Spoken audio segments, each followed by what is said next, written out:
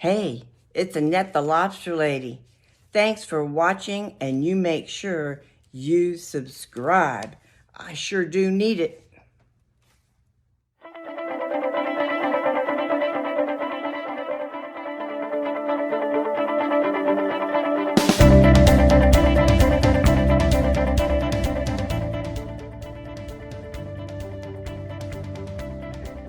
Hey everybody, here we are. We're getting ready to sand and probably do the last sanding before our final pour on. This is the piece that goes next to my tub.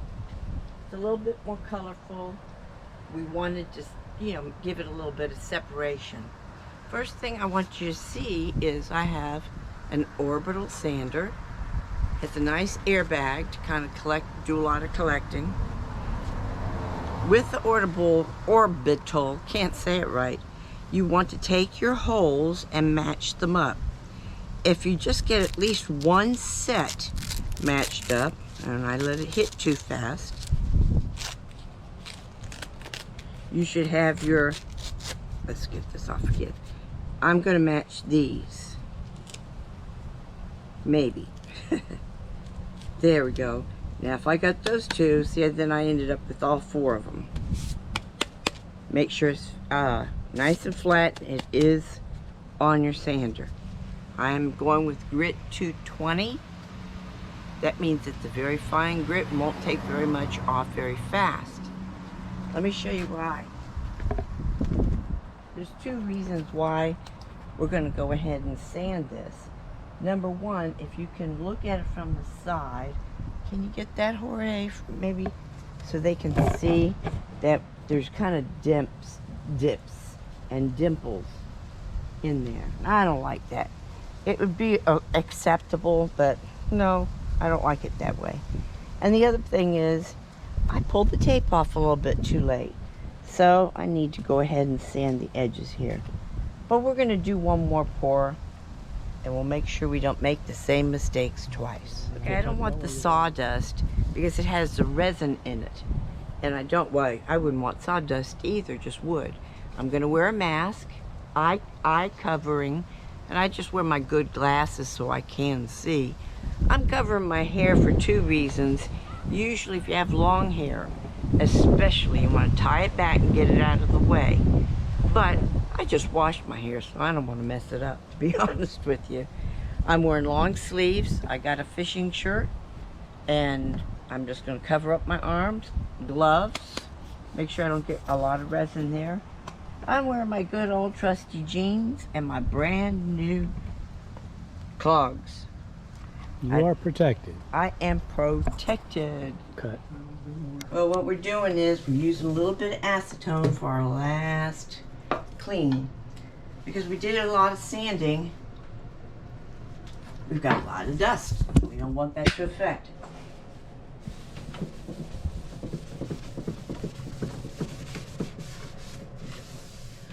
Hey everybody, what we're doing now is we're going to tape up the edges. This is the extra piece that goes by the tub. And we're going to tape up the edges and keep it up higher. I'm going to just show you, if you see how much higher it is. That way I can get a buildup of epoxy. What I'm going to do is, just like Mike at Stone Coat shows us, is I'm going to remove the tape by pulling it down away from the epoxy to allow this buildup to roll down.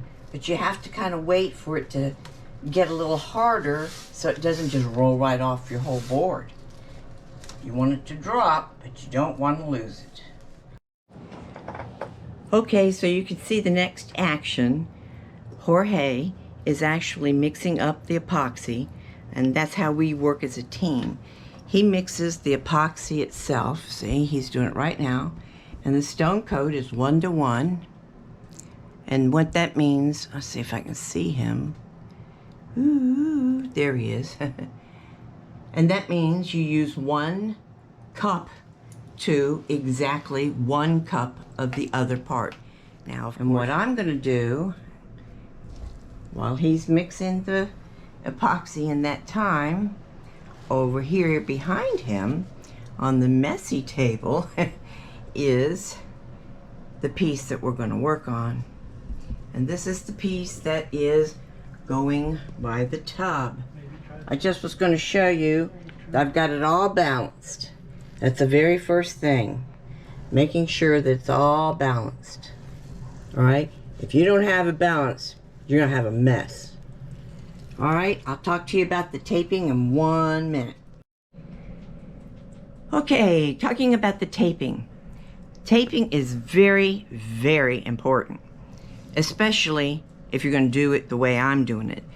Mike on Stone Coat Countertops on YouTube.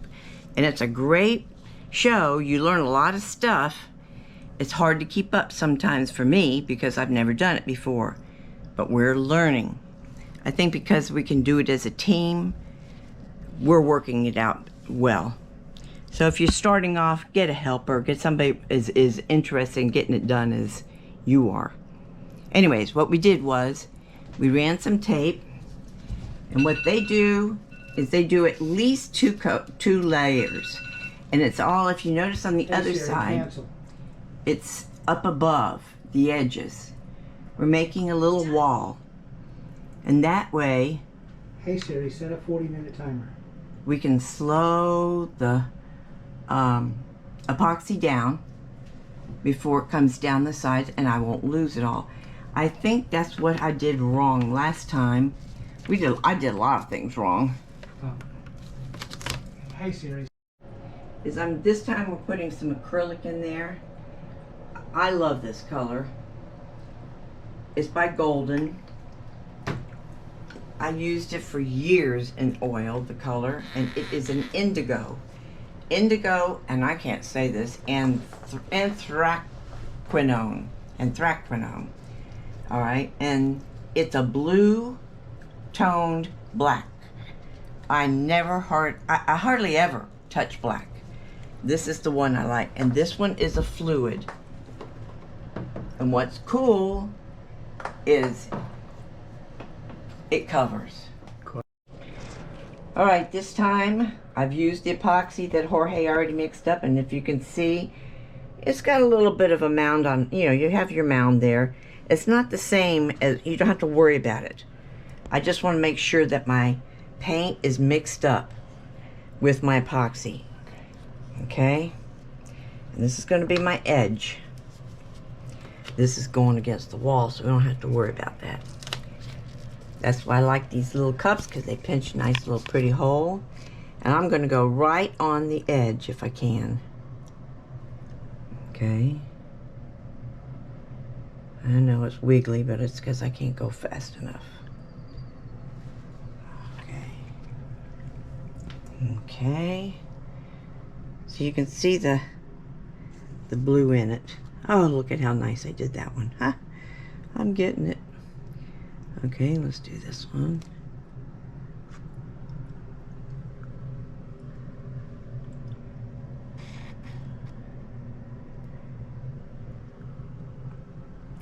If you have any questions, put them down in the comment and I will answer you. You need to watch Stone Coat though. This is not my bag, but I am learning and I want you to see how you can do it too. It's fun. And how creative can you get?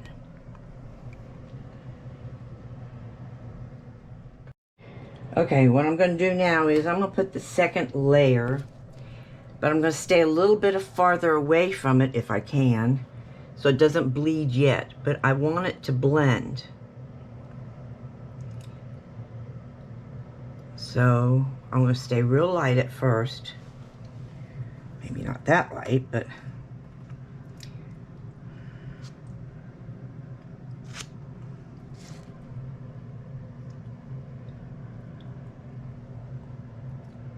now you might ask, well, I'm not following the directions that's on the board.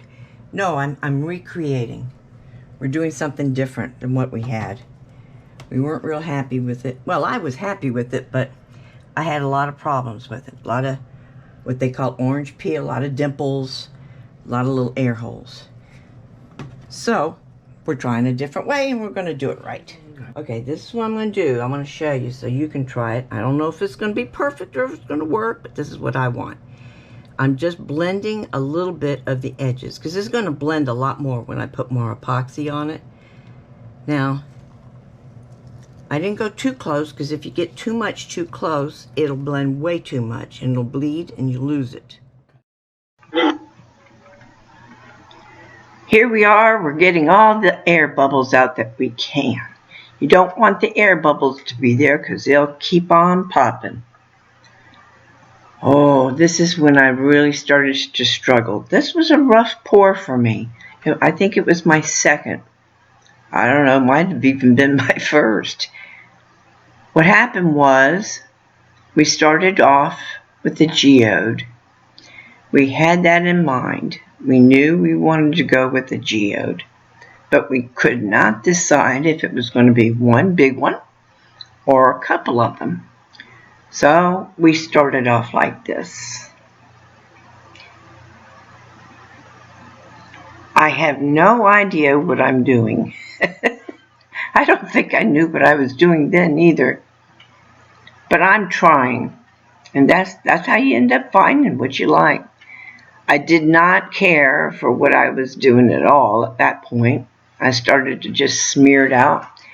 And of course, I don't think I paid enough attention to time. We had the alarm set, but you know, you need to know what's going on during that 40 minutes. Oh, so I'm giving it one last chance.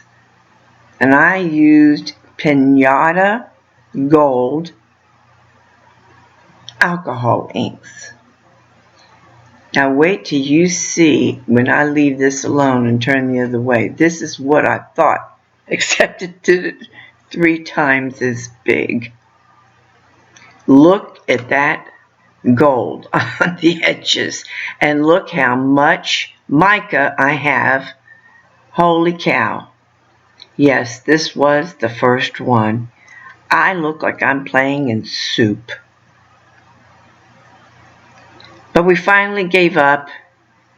Both decided I had way too much on there and scraped a lot off. And now we're going to stripe it. And I'm getting pretty close to having a problem with this epoxy because it's getting very, very hard to work with. But I didn't want to lose it. This was my baby. I think the problem was we tried too many different designs, and it's because everybody told us to do something different. So I brightened it up. I think that was Jorge's idea, the green, and I took the tube and softened them. I cannot blow with my mouth and get it to go where it's supposed to go. I have a lot of jaw problems, so I got some medical tubing, new of course, and blow my things out. And I was pretty happy with this. What do you think? We put the glass, I actually dyed the glass with alcohol ink. And it came out pretty darn good, don't you think? Make sure you subscribe. Check out our finished product. Now I like it with the glass around there. It's very classy. Not quite ready for a bathroom though. Here, this is before we even put the glass on it. And I'm trying to blend it all, make it look nice. And it did. Our epoxy started hardening. So we worked fast. But look at it. Look at what we got. I'm pretty proud.